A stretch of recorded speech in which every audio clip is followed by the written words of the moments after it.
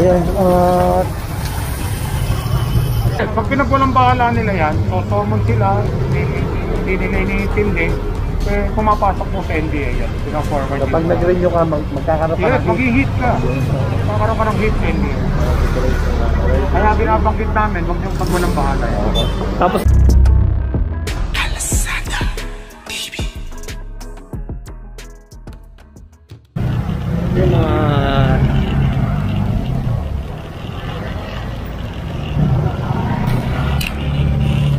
yung unit tayo ng task force.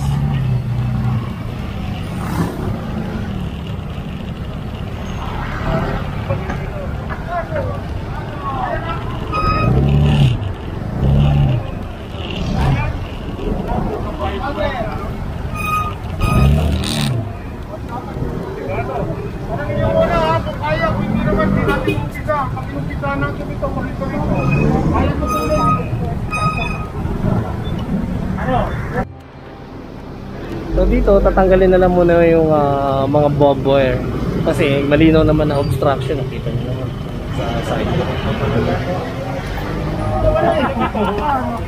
Hindi nyo ito baka makasukat. Ito lang ito. Kawawa naman yung babahan. Okay.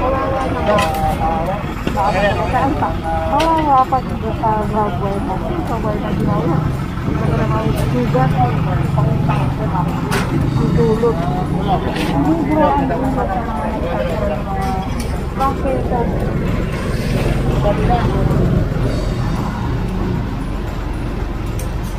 Ayan, tanggal na. Tanggal ka lang dyan.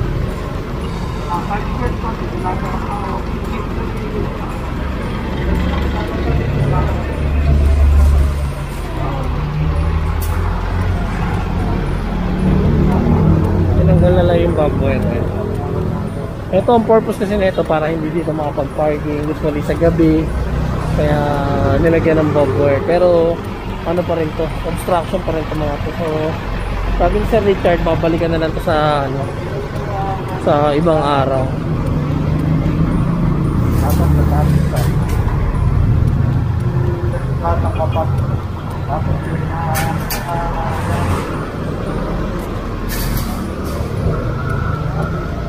Medyo mahaba-haba. Pinapaupahan pala to. Not for lease. So dito yung sable ng kuryente. Ayan na lang. Ibinuhol na lang muna dito pansamantala sa poste.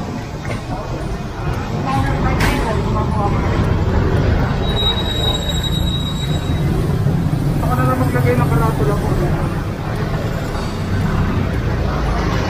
So pinatanggal lang yung signage ni Kuya. At sabi ni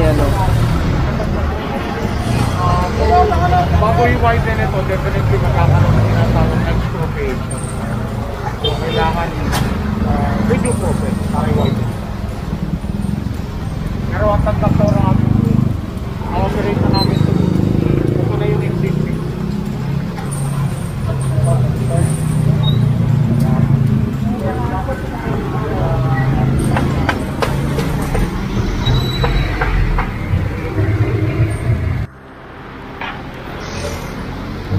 Baklasan na dito ng signage.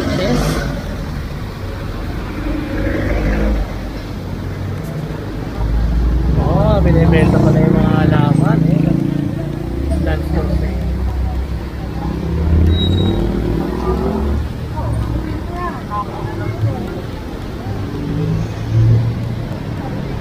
Nakalitan mo po. So ito, titigil tayo lang doon. Ito nyo naman, yung wala na.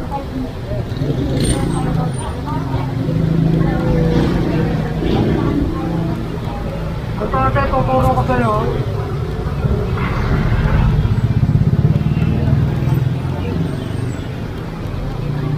Pinusok, walang haba doon sa puno.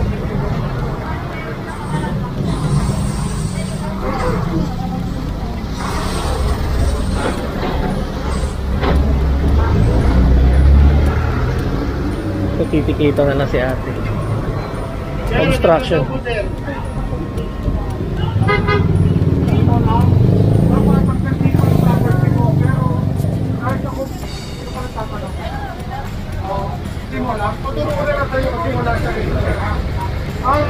Ang property na mo dito. Dahil sa commercial ka, kapag dito, wala kang malalagay ng ulam. Tama po ka extent pa. Ngayon, with regards to road worthiness, may signage mo, nandun na sa side mo. Siyempre, part ng driving, kasi naturo din natin yung road worthiness. Baliktasan, including yung baliktasan ng mga pedestrian. So, ang pedestrian dapat sa side mo magkalakad. So, any obstruction sa side mo, kailangan, kapag namin pinatanggal yun. Kinukumpis ka namin, minsan pinatatanggal natin sa inyo mga yan. Hindi ba yung sineso, diba? Pinakumpis ka namin sa mga.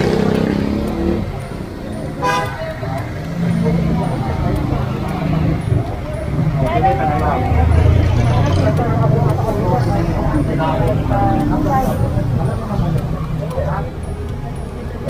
Pagpatuloy mo dito. Okay, malapit ka. So yan, at titikita na lang. Huwag mo pagkawa ng baka na ito ha. Kasi mag-aakot sa MBO. Oo, kasi kung nandito na ito ang para sa menta. Mabuhay rin. So pwede niya naman bayaran sa Bayad Center. Yes, so actually, kahit wala kang pambayad, pwede yan. Pero magsiserve ka ng community service.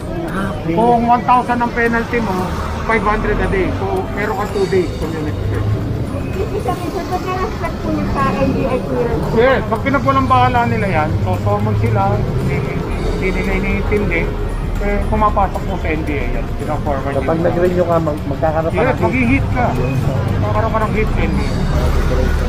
Kaya binabanggit namin, huwag niyong pagwalang bahala yan. Tapos pwede rin palang community service. Yes. So pag community service, ano pala? Sinabihan na pala kayo ni sir. 2 days pala. Nakikita mo na lang. Kasi makukumpit kayo natin. So 2 days.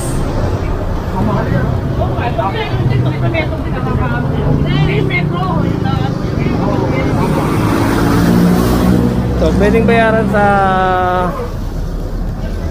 sa Bayad Center.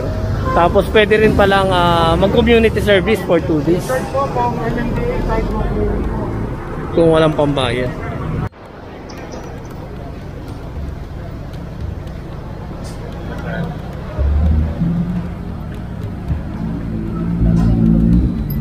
Kuya, natikita na rin. Document, pati plate number ng truck niya.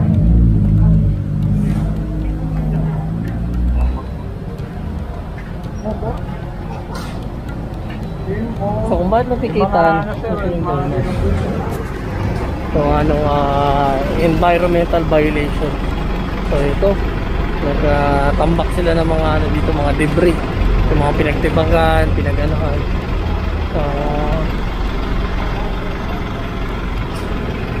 Pinagtabasan ng mga fibra board yan. O yung mga plyboard. So bawal to. Consider sa obstruction pa rin dito sa bankway.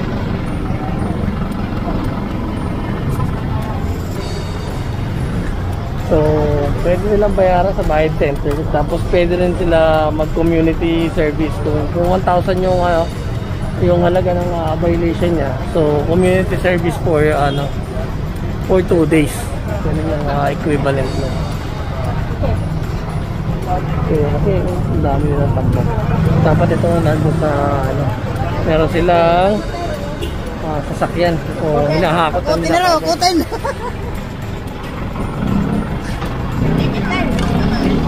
So kahit na natikitan,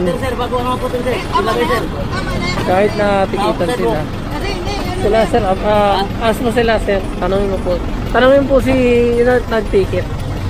So kahit na tikitan na sila, obligado pa rin sila na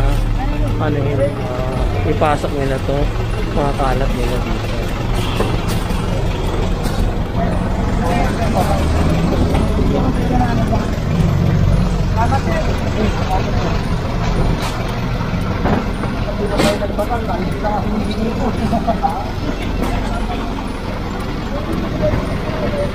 Tatawag ko na sana kay Mayor para saka na muna itong 226 unattended.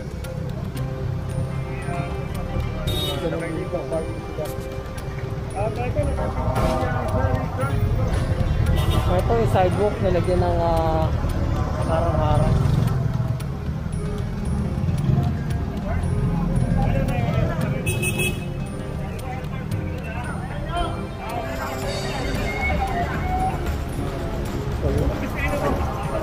Pinahatak na.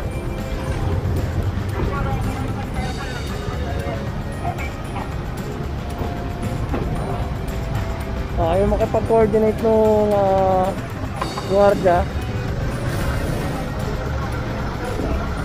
Kinonfiscate na. Kasi ito, hindi natin alam kung may MOA ba to o ano. Pero obstruction dito sa sidewalk.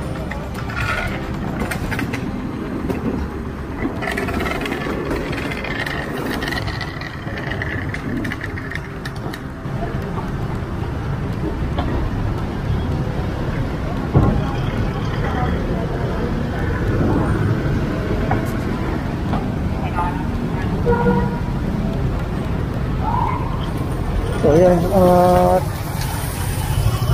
natanggal na.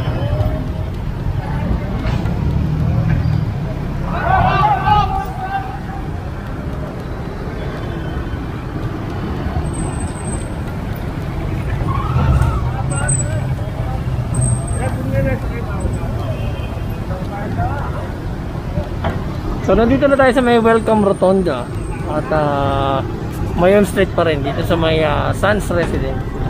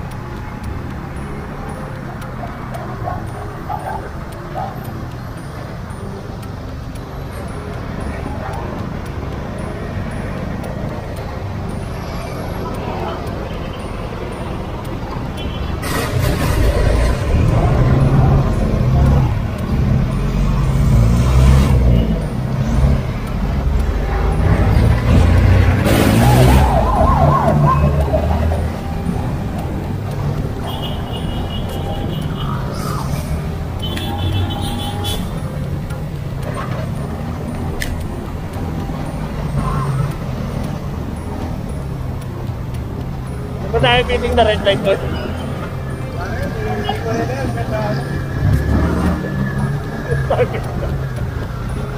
Tatlong vlogger piting the red light. Tatlong vlogger na MMDA piting the red light. Oh, minsan biruan lang namin.